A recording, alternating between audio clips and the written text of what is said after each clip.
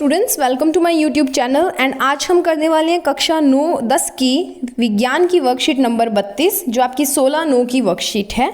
इसके अंदर हम बहुत ही इंटरेस्टिंग सा बहुत ही इजी सा चैप्टर करने वाले हैं, that is metals and non metals. ठीक है, सो सबसे पहले क्या होता है, जो भी हमारे आसपास जो है एलिमेंट्स मिलते हैं उनको दो जो है कैटेगरीज में उनको डिवाइड किया जाता है उनकी प्रॉपर्टीज़ को देखते हुए। पहले होते हैं मेटल्स और दूसरे होते हैं नॉन मेटल्स। मेटल्स जैसे कि आयरन, एल्यूमिनियम, सिल्वर और कॉपर, और नॉन मेटल्स जैसे हाइड्रोजन, नाइट्रोजन, सल्फर और ऑक्सीजन। कुछ देख लेते हैं इनके बीच में अंतर।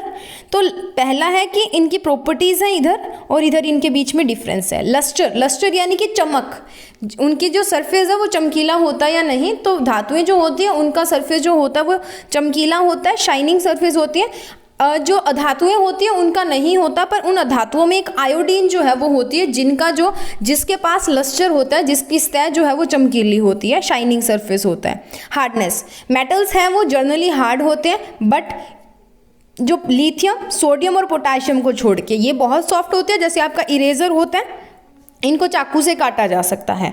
ठीक है, वहीं पे जो नॉन मेटल्स है वो जर्नली सॉफ्ट होते हैं, बट डायमंड को छोड़ के जो एक उसका कार्बन का एलोट्रॉप है, डायमंड को छोड़ के, डायमंड रिंग्स आती है ना, उनको छोड़ के। ठीक है, स्टेट, मेटल्स जो होते हैं वो सॉलिड होते हैं रूम टेम्परेचर के ऊपर, बट मरकरी जो है वो लिक्विड होता है रूम टेम्परेचर के ऊपर। मरकरी जो आपका थर्मोमीटर्स के अंदर आता है ना रेड कलर का, वो लिक्विड होता है। ये भी सॉलिड और गैस होते हैं नॉन मेटल्स भी, पर जो एक्सेप्ट एक ब्रोमीन जो होता है वो लिक्विड फॉर्म के अंदर पाया जाता है रूम टेम्परेचर पे।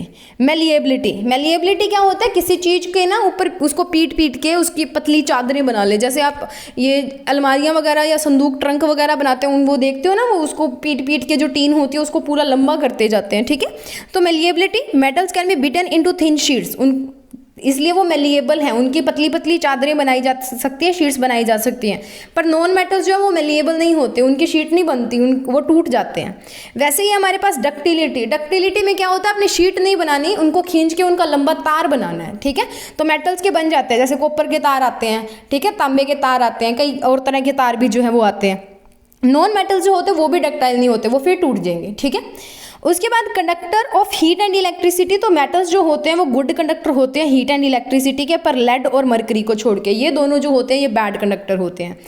नॉन मेटल जो होते हैं वो पुअर कंडक्टर्स होते हैं, एक ग्रेफाइट को छोड़ के जो आपकी पेंसिल्स के अंदर होता है वो आपका जो है वो कंडक्टर होता है, बट नॉन मेटल होता है। अब बात करते हैं डेंसिटी की, तो डेंसिटी जो है वो हाई होती है। हाई जो है इनका मेल्टिंग पॉइंट होता है, बट सोडियम और पोटाशियम को छोड़ के उनका हाई मेल्टिंग पॉइंट नहीं होता। ठीक है, और ना उनकी डेंसिटी ज़्यादा होती है।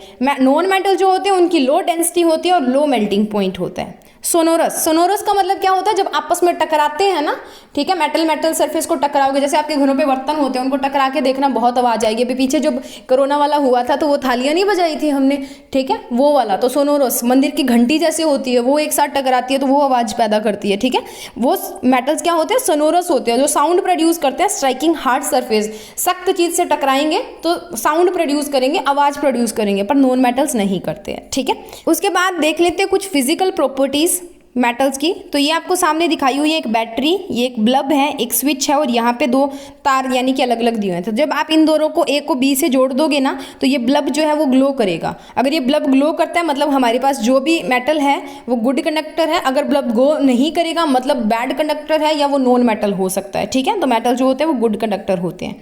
उसके बाद में बात करते हैं हम नेक्स्ट की, तो नेक्स्ट में हमारे पास है जिसके अंदर हमें action of steam on metal दिखाया हुआ है। ठीक है, स्टीम का जो एक्शन होता है मेटल के ऊपर वो दिखाया हुआ है, इसमें कुछ ज़्यादा नहीं है आपके करने का। ठीक है, उसके बाद देखिए केमिकल प्रॉपर्टीज ऑफ मेटल्स की बात करते हैं। तो सबसे पहले है रिएक्शन विद एयर। जब भी कोई मेटल एयर के साथ रिएक्शन करेगा, ऑक्सीजन के साथ, तो वो मेटल ऑक्साइड बनाएगा। मेटल प्लस O2 क्या बना रहा है, मेटल ऑक्साइड।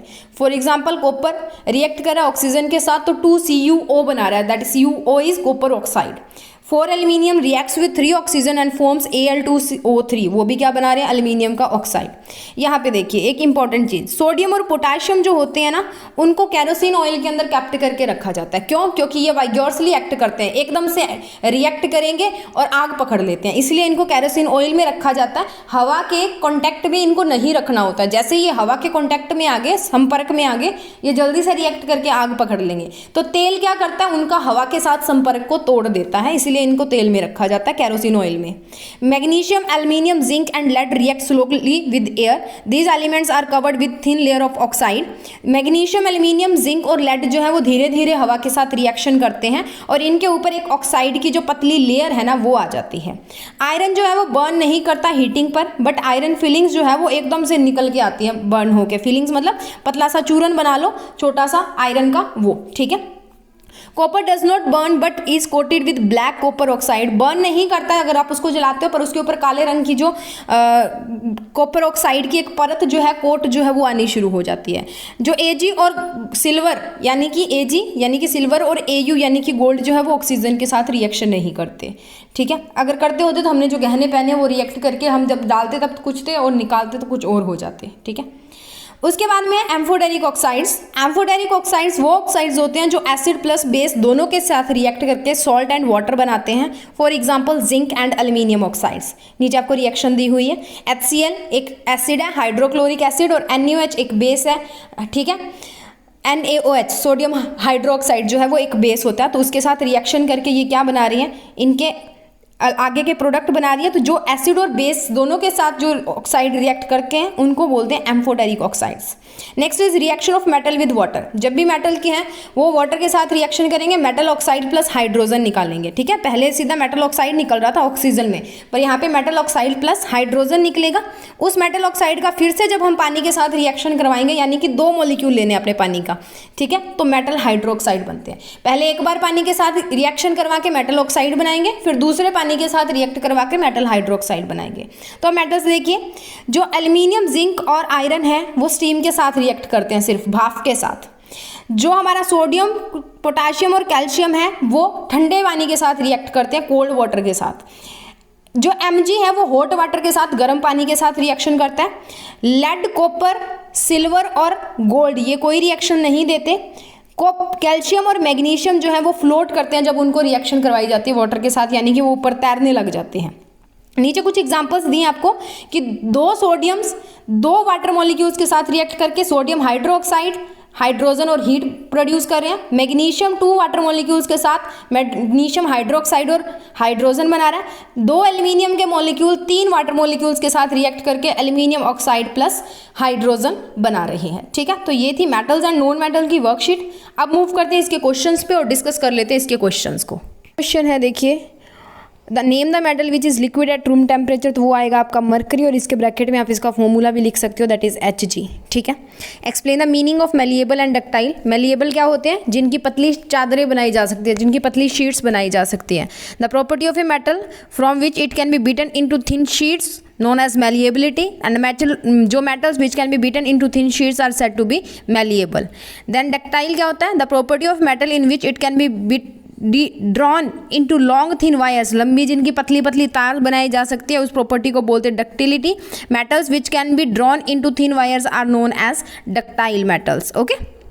नेक्स्ट है हमारे पास why sodium and potassium are kept under oil. Sodium और पोटाशियम को ऑयल के अंदर क्यों रखा जाता है, क्योंकि ये सबसे ज़्यादा रिएक्टिव होते हैं। रिएक्टिव होने का मतलब sodium and potassium are stored under oil because they are highly reactive metals, they can react vigorously, vigorously मतलब बहुत ज़्यादा तेज़ी से, ठीक है। That catches fires when kept open in the air, और जब हम इनको खुले में छोड़ देते हैं तो जब वो वाइग्योरसली रिएक्ट करेंगे तो वो क्या कर लेते हैं, आग पकड़ लेते हैं, ठीक है।